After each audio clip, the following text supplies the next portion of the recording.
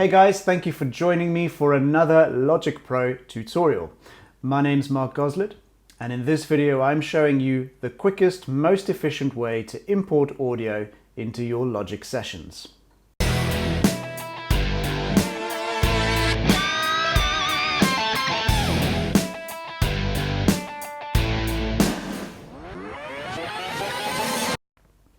So diving straight in, I have a brand new Logic session open and ready to go.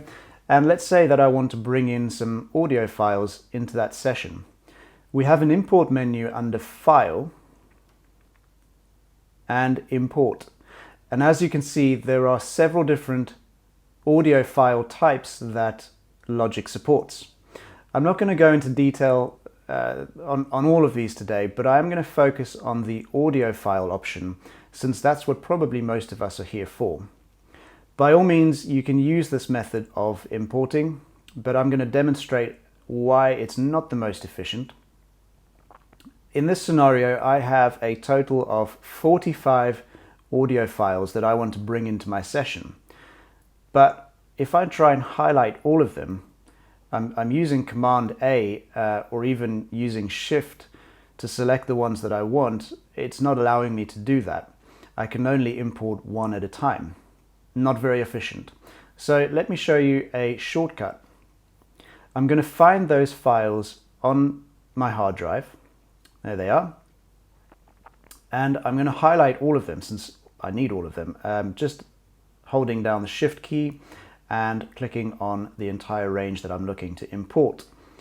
And I'm going to simply just drag and drop those into my session. Let's try again.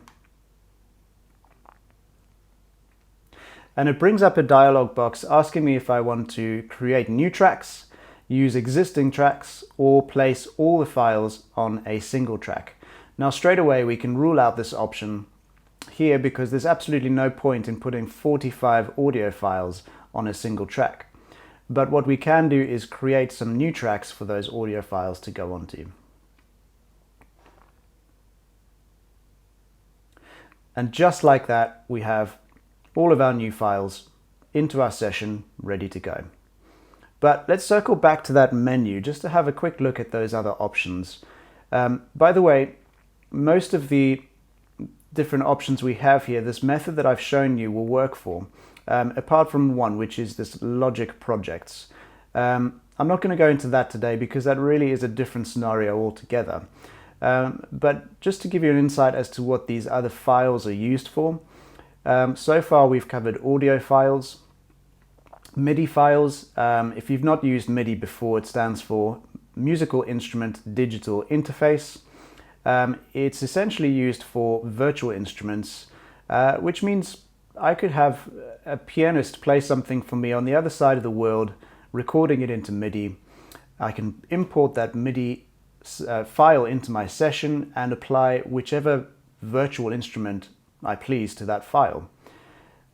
Music XML stands for Extensible Markup Language.